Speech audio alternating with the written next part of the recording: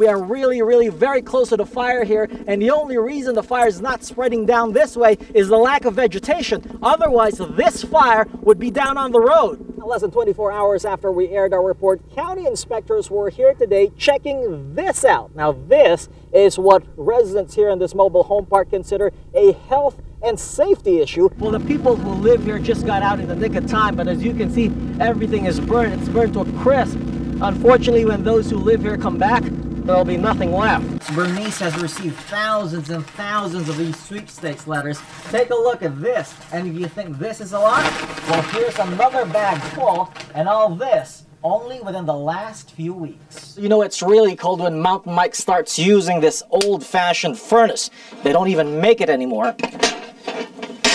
Mike tells me this is the first time this season he's used it. It's actually pretty warm. This piece used to be up there. It's actually part of the roof. Got blown away by those powerful winds yesterday. As you can see down here in the pool, most of the debris down here was part of the roof that got blown away. So quite a mess and quite a cleanup effort the homeowner is facing. I talked to a lot of cleanup crews. They're very busy. So it's probably not a matter of if this mess is going to be cleaned, but when.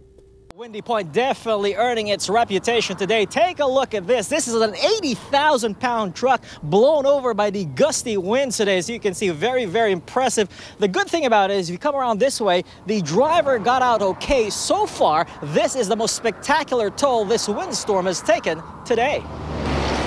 Gusty winds took its toll on this big rig, rolling it over to its side as it was traveling north on Highway 111.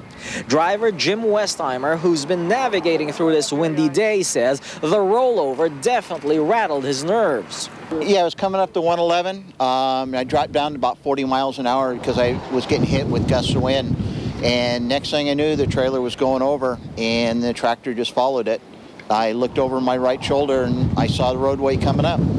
Elsewhere, it was a close call for this Palm Springs woman as a windblown tree fell and badly damaged her car. Hopefully we can get some reimbursement done by them. But I'm not sure though. Apparently it was an act of God. After the weekend's wet weather, this all-day windstorm definitely left its mark all over the valley.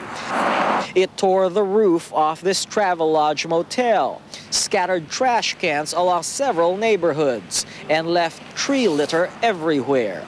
Wind also caused a temporary inconvenience at this Cathedral City construction site, blowing down a fence. Well, back here live, as you can see, the wind very spectacular here, and Highway 111, an 80,000-pound truck just blown over to its side. That's why CHP is always reminding all these motorists out there, especially in high-profile vehicles, to be very careful. A barber shop just isn't the same without a barber's pole. Now the city of Palm Springs wants one business owner's lights out. It's a struggle that's been going on for years. The sign says it all.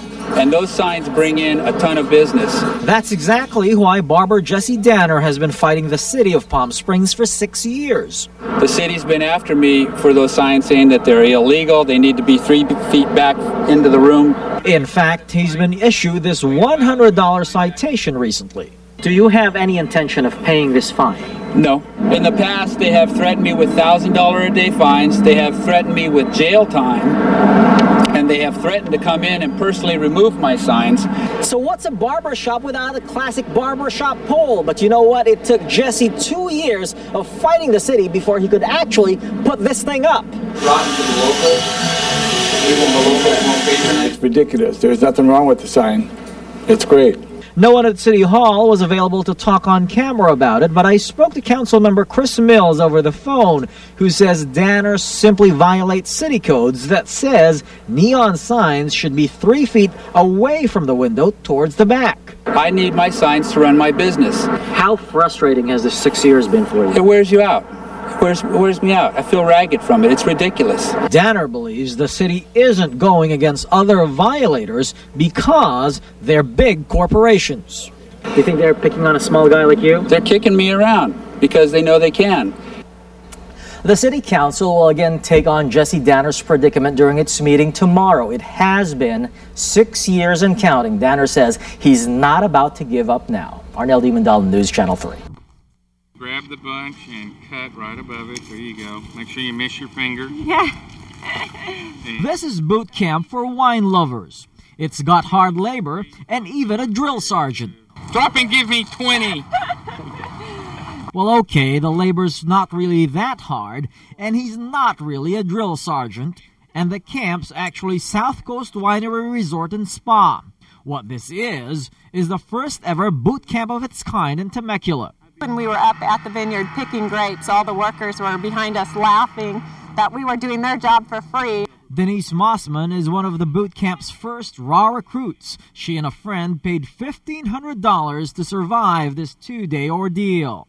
We've done all kinds of vacations, and it was kind of like a boot camp, like someone would go to a dude ranch. It's a unique experience that takes you through every step of winemaking, from shearing off the grapes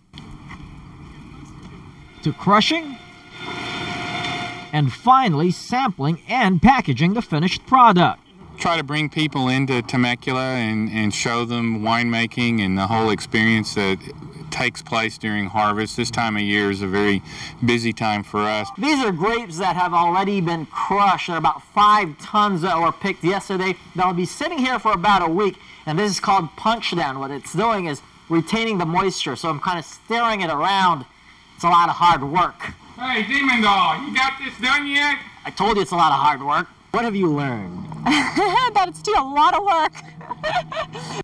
It's an experience that takes wine appreciation to the next level. Boot camp will never be the same again. From Temecula's wine country, Arnell Dimaandal, News Channel 3. Hello, I'm Arnell Dimaandal, making California headlines. The lockdown at all prisons is over. Officials confirm the lockdown has been lifted at all state prisons, with the exception of inmates who are members of a Hispanic gang. Those prisoners will likely stay on lockdown through the weekend. The lockdown was called for after 2 inmates rushed 4 guards in an office and stabbed 3 of them at the prison in Tehachapi, close to Bakersfield. And in Chino, a dozen inmates were hurt in the brawl at the California Institution for Men. None of the injuries were life-threatening. A spokesperson said some Hispanic prisoners attacked white inmates in their barrack-style dorm.